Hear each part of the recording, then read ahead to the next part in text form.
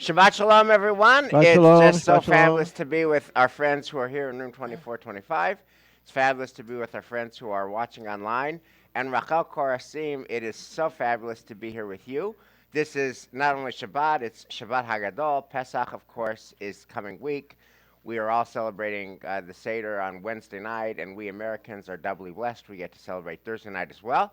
And so we are doing this series where you are explaining the current situation in Israel through the lens of poetry. And your main point is that this did not just erupt spontaneous combustion in year 75, but the roots of the frictions go back to the history and prehistory of the state.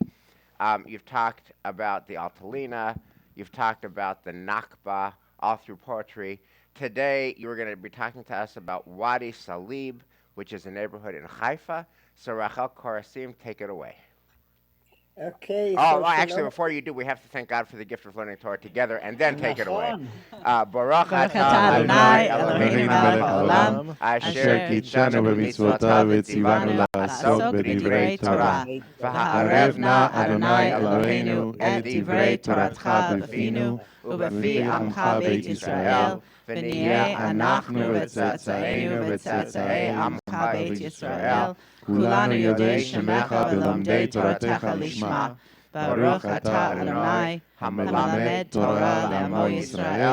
ברוך אתה אדוני, אלוהינו מלך העולם, אשר בחר בנו מכל העמים, ונתן לנו את תורתו.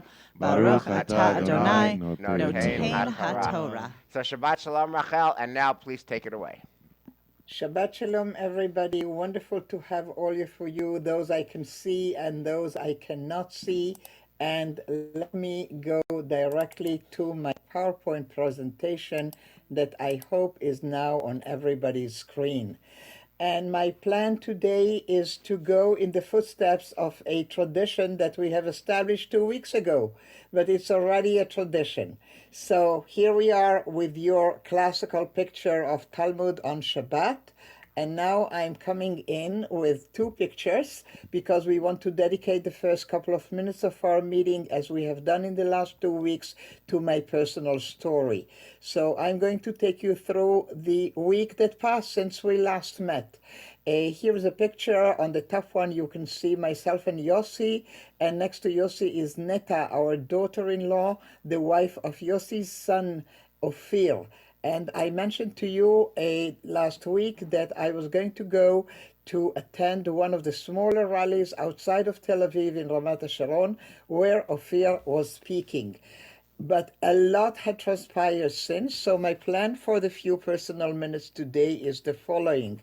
I want to take you through a week in the life of Rachel Korazim, Yossi's son, one of the organizers of the group of demonstrators called Brothers in Arms, and these are the people who are all reserve officers, Air Force pilots, and such. So on Shabbat last week, we went to Ramat HaSharon, a sort of a nice, sleepy type of neighborhood just outside of Tel Aviv, where Ophir was one of the keynote speakers, speaking about democracy, calling upon Bibi to halt the legislation, asking the defense minister to finally speak up. One cannot even believe that this was barely a week ago, and we haven't heard a word from Yoav Gallant, our minister, or defense minister, or not. We are not sure.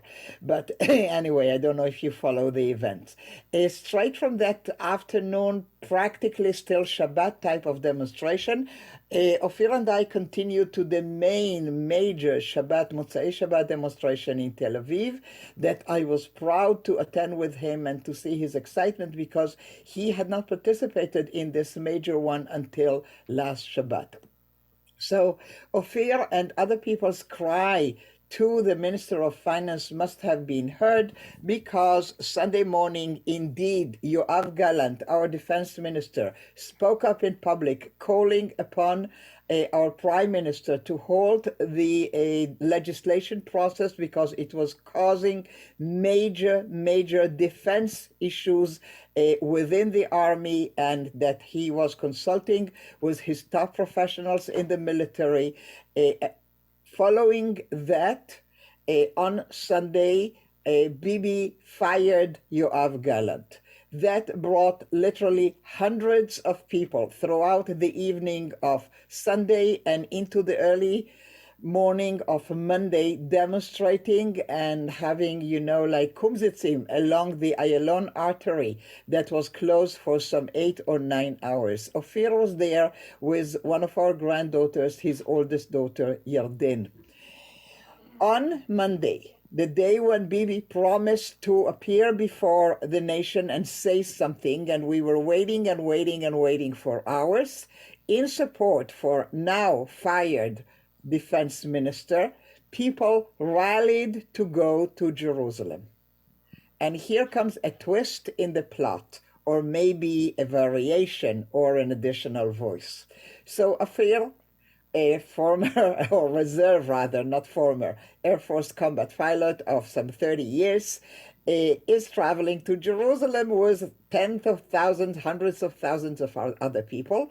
And in Jerusalem, people who may think differently are yelling at them, insulting them, telling them, go back to Tel Aviv. We don't need you here. It's none of your business. In a very surprising to me, but I shouldn't say that, but still I was surprised, Ophir reacts in a different way, and he invites some of these people to a conversation. And the evening ends with Ophir sharing on the media a picture of him and the Gerech Hasid with whom he has spent 2 hours discussing differences and opinions. He also went ahead and spoke to some avid Likudniks and doing the same. They were yelling at him, and he said, no, let's sit down. I'm buying you a coffee. Let's talk.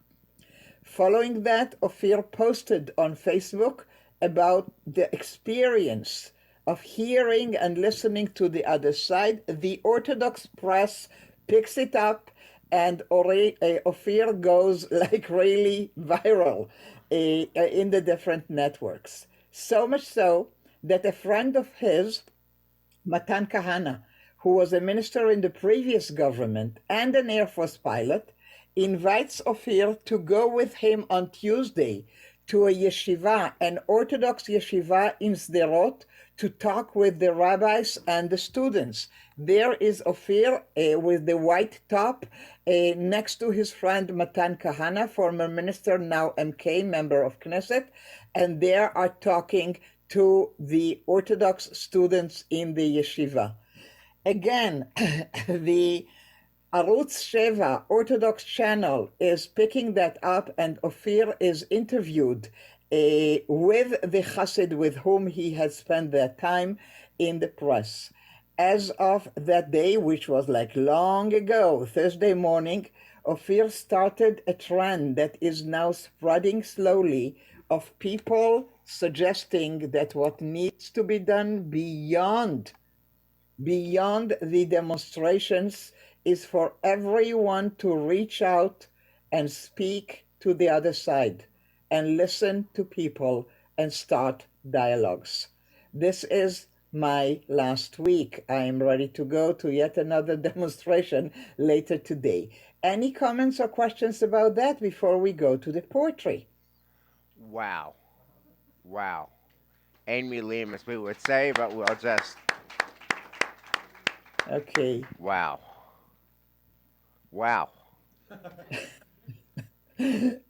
There, and would you like to ask anything?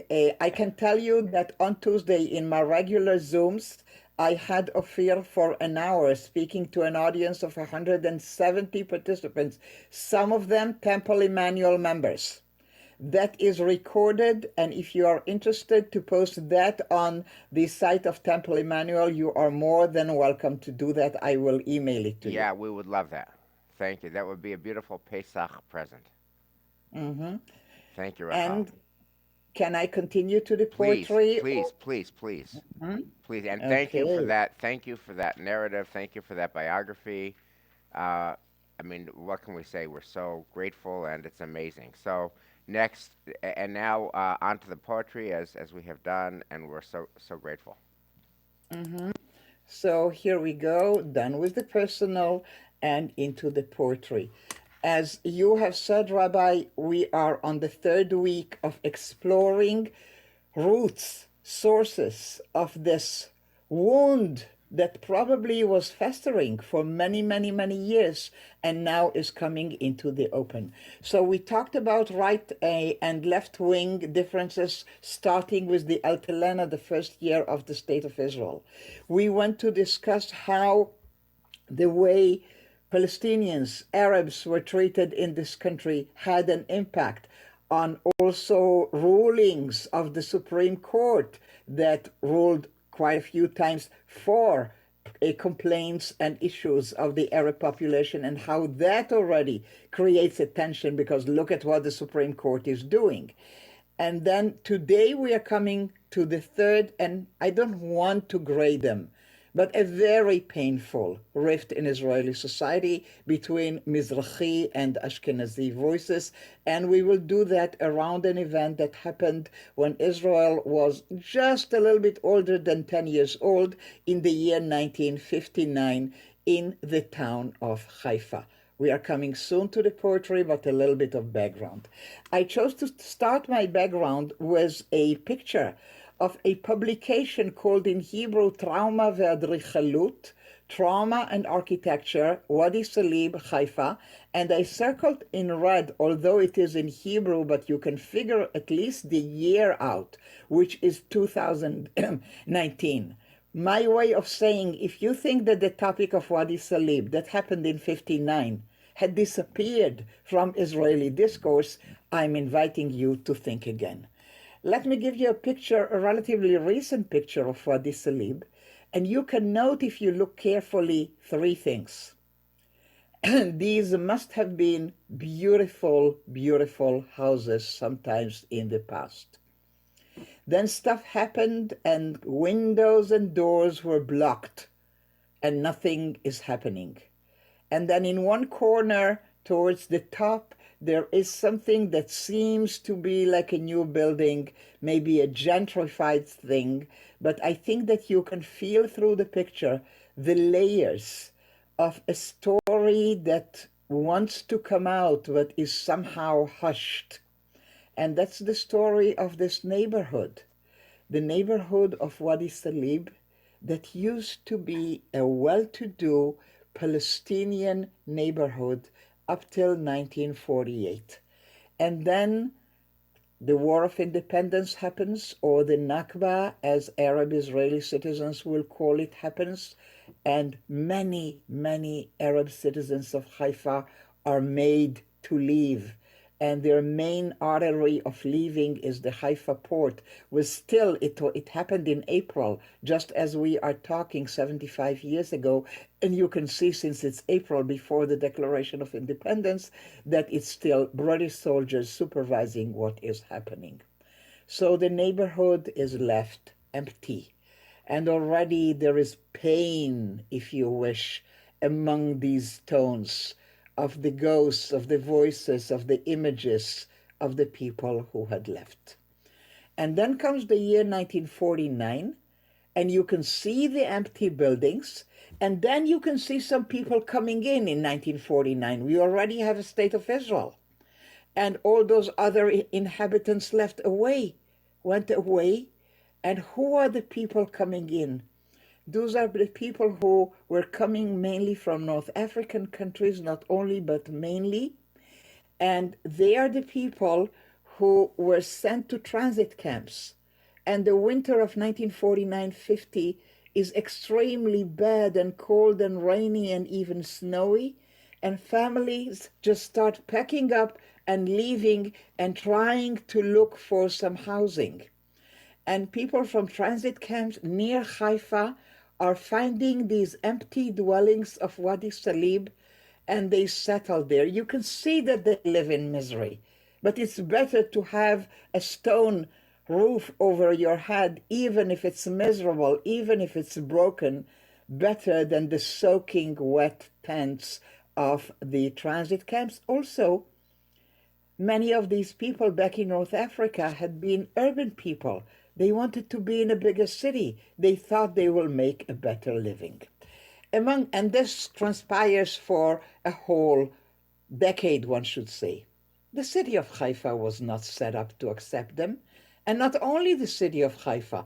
Let me invite you to Israeli press. It's going to be painful of those years speaking about North African Olim not behaving properly, not staying where they are supposed to stay. A people which is highly primitive, says an article in Haaretz, my beloved Haaretz, you know, a people which is highly primitive. Their education level is on the verge of total illiteracy. Furthermore, they are incapable to grasp anything spiritual. They are ruled by wild, primitive instinct. And a couple of years later, in a debate between two ministries in Israel, as for the argument between the Aliyah department and the health ministry, the latter is right. We must exercise extreme strictness in the medical examination of the immigrants from North Africa. So now I want you to go away thinking like an established Israeli at the time, mainly Ashkenazim. Here we have these hordes of people, primitive, emotional, dirty, and they bring disease. This is the general tone in the country at the time, that is under the great leadership of people we admire, Ben-Gurion and such. The beginning of poetic response starts. It's not amazing, high-level symbolic poetry. It is sung in Moroccan Arabic by a singer, a paitan, a cantor, Joe Amar. I will let you listen to him for a bit. And he writes a song about employment office. Let me tell you about the employment office. People will line up for hours begging for a day of work, begging for 2 days of work. If you had 10 days of work per month to bring some money for, the livelihood of your family, you were considered lucky.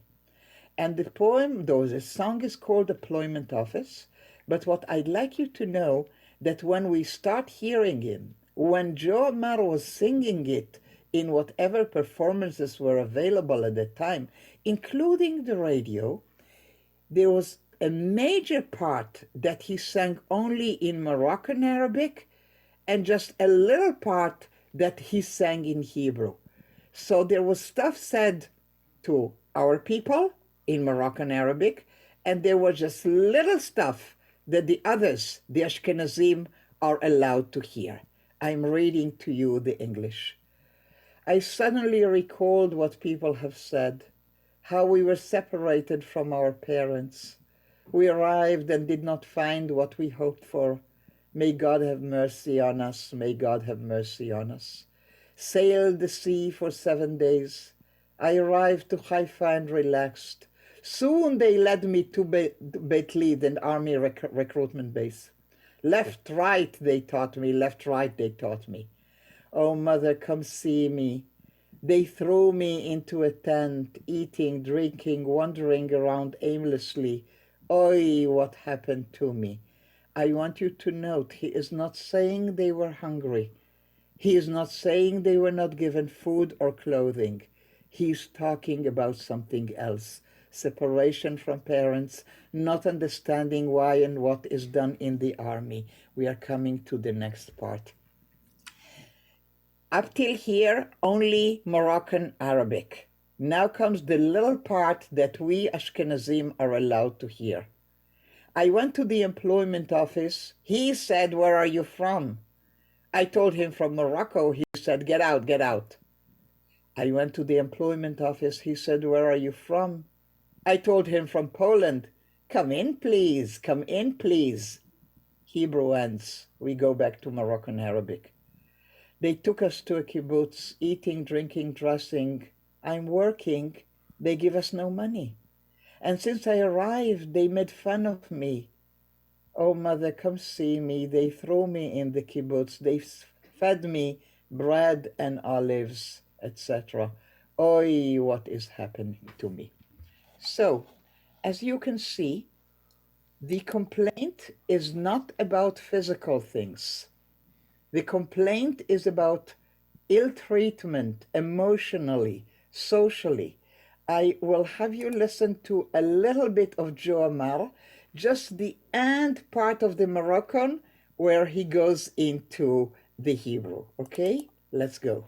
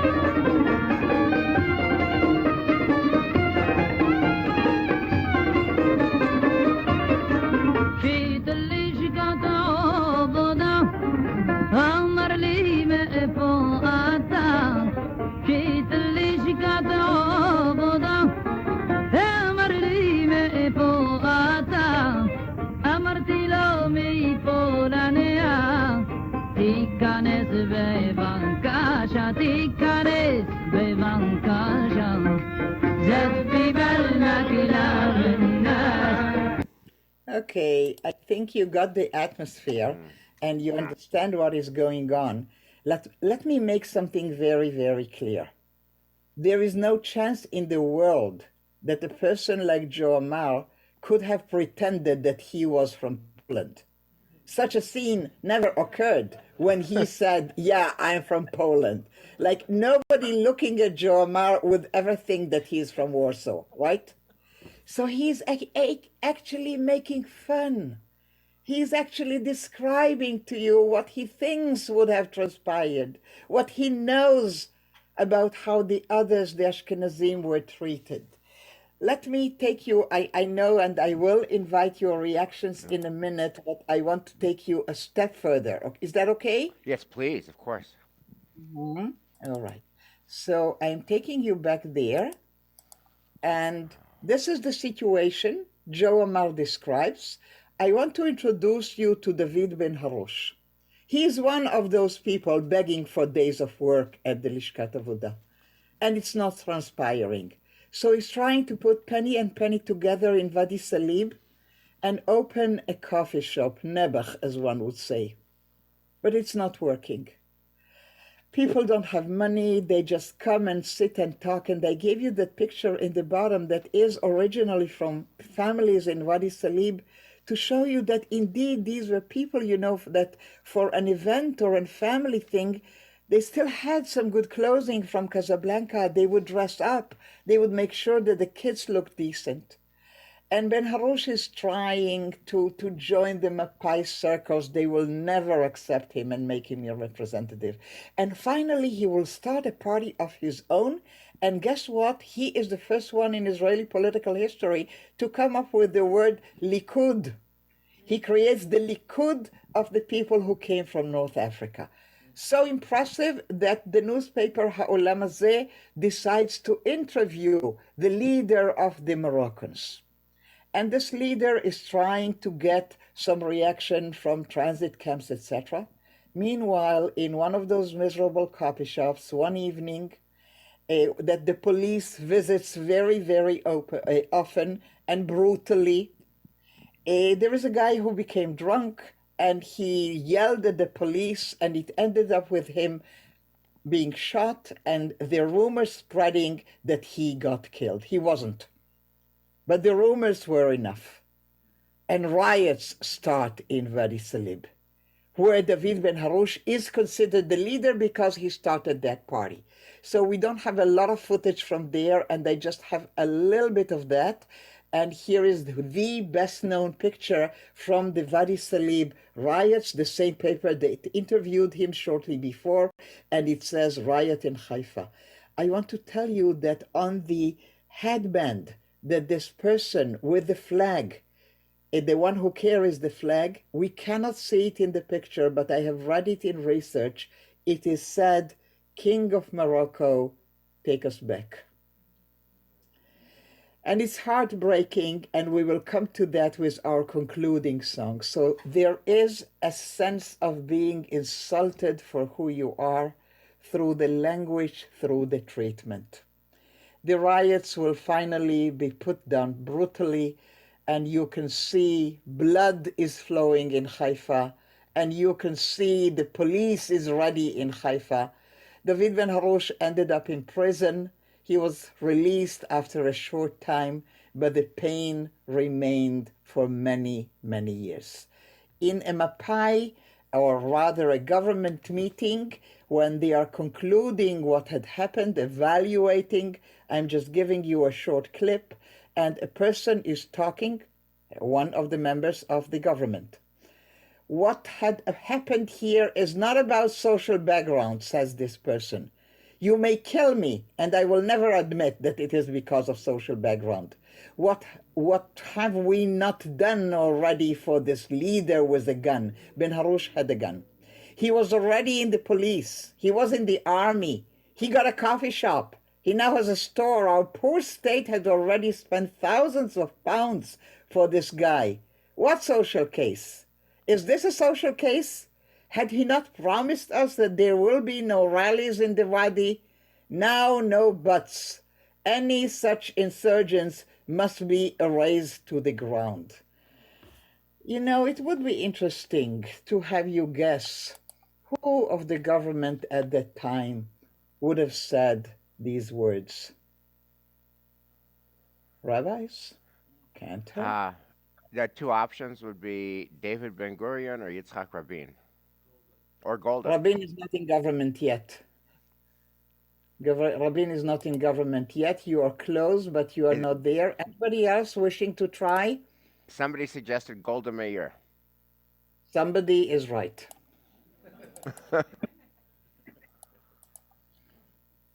She said this at that time. And they are sending the police into the Wadi. But while the government reacted like that, there were people, Ashkenazim, who listened. And three of them, we will hear a little bit from very shortly. And they have looked and seen before the riots, and during and after, and spoke up. So we will start with Natan Alterman, who in the year 1954 hears, like everybody else, about Private Natan Elbaz, who, believe it or not, from Morocco, while training in the army, while serving, who inadvertently, while dismantling a hand grenade, had set it on. Elbaz did not throw the grenade away to save his life, since there was another man with him in the tent. He sprang out with the bomb when he saw that there were people there as well. He ran to the barren Wadi, yelling, "Grenade, grenade." He was blown up at the end of the 4 seconds, which is what it takes between the hit on the pin and the explosion. All his friends had survived. Alterman, knowing the language that our country uses about these people, writes the poem when he is mainly being sarcastic to the point of grotesque about how we talk about the Moroccan Olim. And he's talking to Elbaz. You ran fast, not stopping, as if madness had caught you. You ran fast and your face is darkened like the face of a loot robber. You were so quick to run that you had no time to apologize, Elbaz. O hot-headed, hasty, lawless root of Africa, son of Morocco.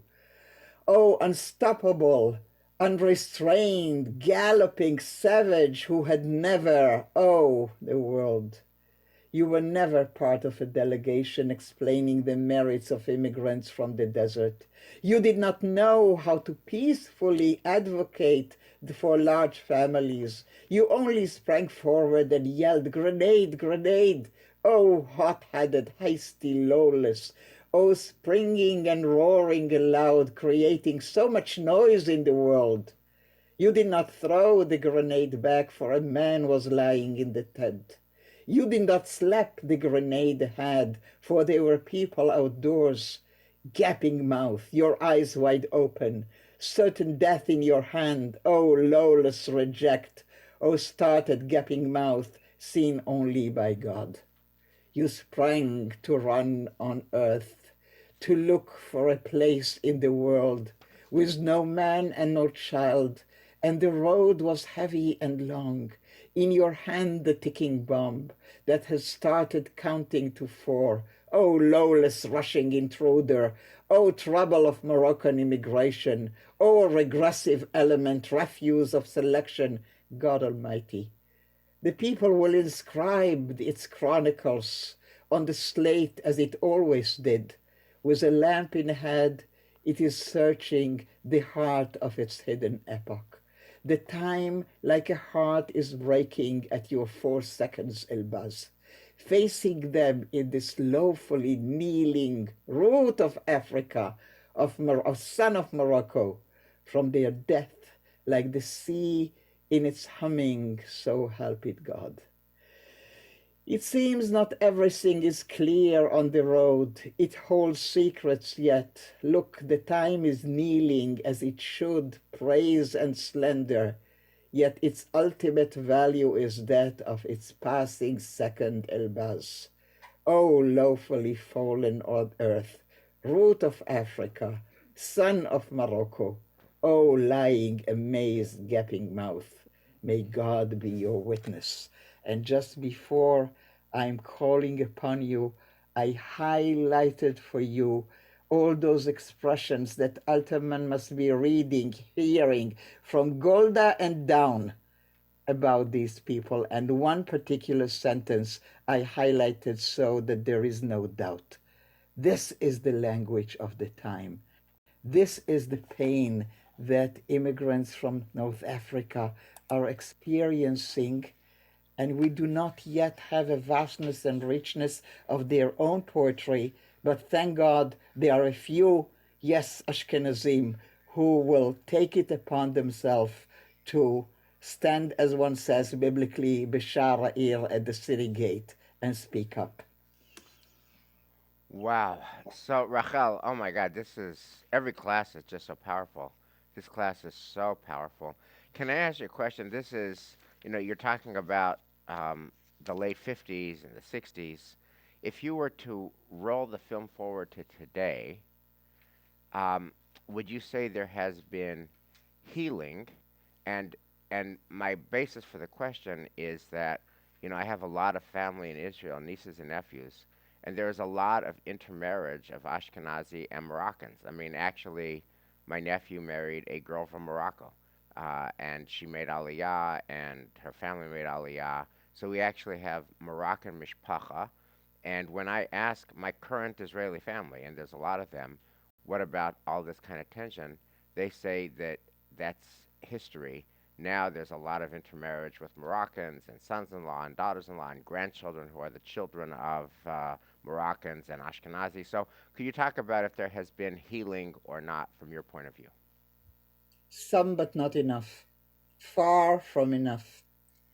If you still look at economics, if you still look at education, if you look at academia, etc., the gaps are still there. But even if many had been erased, and you had professors in universities and people leading high-tech companies, the pain of the generation of the parents and the grandparents is still there for many. And some will say, stop complaining, many have made good. Yes, but I'm not looking now to count how many intermarriages. I want to understand why in today's Haaretz there is a poem by Moise Ben Harosh who speaks. Just look up today's Haaretz if you have the Hebrew copy. It will be probably in the English next week. Poetry about the remembered pain. And we are looking into the roots of the uprisings and splits in the nation today. They have to be connected to that. And even if there is partial healing, we are not yet there. Pain such as this is not easily erased. And I will show it to you in the last poem that we will be reading today. Anything else from you, dear friends? No, I guess not to answer, but a question to just hover, which is, what would atonement look like? What would a deep healing response look like? I don't, not to answer that, but I'm just thinking that question in my head. I'm thinking about it too, and the things that jump to mind would be, yeah, well, some of my best friends and we are intermarried, etc. I think that honest conversation. I think that the ability to say, yeah, you are now afraid of the goons of Ben Gvir. Where do you remember when the goons of Mapai were attacking us in Wadi Salib? Did you speak up then? Were you worried about democracy then? This is the conversation we are hearing today. So the pain is still there, and I think admitting the wrongs that have been done is not less important than making sure that education is now available and in interviews they are equally treated, etc. Mm. So a lot Is of that yeah. So in other words, a lot of Ben Gvir's supporters come from this descendants of the Moroccan community. absolutely? Mm. Absolutely. Yeah. Okay, shall we continue? Please. So I'm looking at the time and we need to be done in about 9 minutes. So right, is that correct? Yes. Okay. So with that, I'm skipping obviously some, but everything that you have today in your collections and that I have prepared is available in recordings of other sessions. And I want, just because I sort of thought that questions like yours may come through, I took a poem that is relatively recent. What Will the Dreams Be by Balfour Hakak, a poet who is originally not from Morocco, but from Iraq, but the same treatment.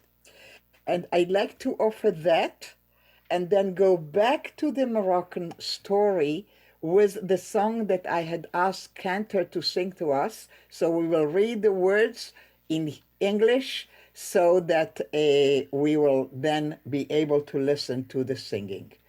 So Balfour Hakak, no, the A at the end is not needed. And here is the poem.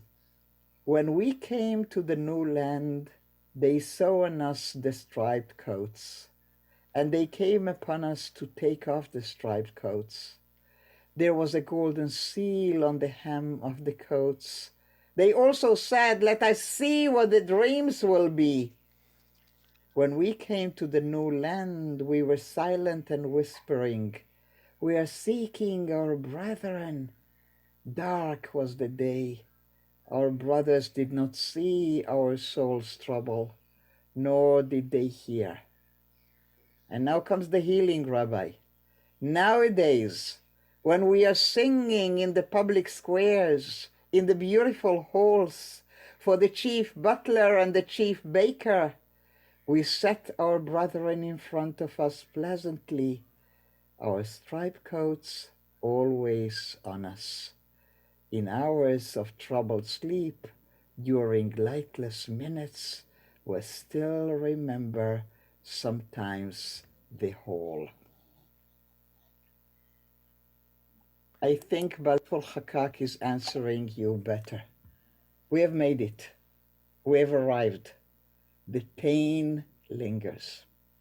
Next to the pain, and often harder for Israelis to accept, is that not only is there pain, not only was there insult, not only are there grievances, but there was also a very deep longing to the old home, to Morocco. And Ashkenazis said, how can you be homesick for Morocco? Well, you can. And one of the people to recognize that was the playwright Mohsin Zon, who who wrote already in 1954, before the riots, a play called Casablanca that later was made into a musical, and in it Yoram Gaon was singing There's a Place. There is a place far across the sea. There the sand is white and home is warm. There the sun shines over the market, the streets and the port. Home is there across the sea. I remember the candle lighting on Shabbat Eve, and my father is looking at me silently. It's a faraway place, a wonderful place. Prayer is heard from every window in the yard. Mother and daughter are baking challah for Shabbat in the oven. Home is there across the sea. I'll never forget my father's eyes there, how he looked at the east. Our parents were longing for Eretz Israel. We are longing for that lost home. This place remained far away. No Shabbat songs or prayers, no laughter. Narrow alleys facing the great sea and empty houses weeping voicelessly. The heart is still there across the sea. I can hear the sound of prayer from empty home. There is a place that remains far away. No matter where I run to, there is a place that I'll never forget. It always carry with me in my heart. There is a place that I love. It's called in Hebrew, Yesh Makom, there is a place. And Cantor Elias, I trust, I hope you are ready for us. Yes, I'm very ready. Thank you. So, All right. יש מקום רחוק אחרי הים, שם החול לבן הבית חם, שם השמש מגירה מעל, את השוק הרחוב והגמל, הבית שם אחרי הים, אני זוכר בליל שבת הנר דולק, ורבי מביט בי ושותק. זה מקום רחוק, מקום נפלא, שם מכל חלום שומעים תפילה, בחצר הבית עובד, בתנור חופות חלות שבת, הבית שם אחרי הים, את העיניים של אבי שם לא אשכח, איך מביט אל המזרח. זה מקום אשר נשאר רחוק, בלי שירי שבת תפילה וצחוק, סמטאות צרות מול ים גדול, ובתים ריקים בוכים לכאורה. הלב עוד שם אחרי הים, אני שומע כל תפילה מבית ריק. יש מקום אשר נשאר הרחק, לכל מקום אשר אליו אברח, יש לו מקום שלא אשכח אותו תמיד, אשא עימי בלב. יש מקום אותו אני אוהב.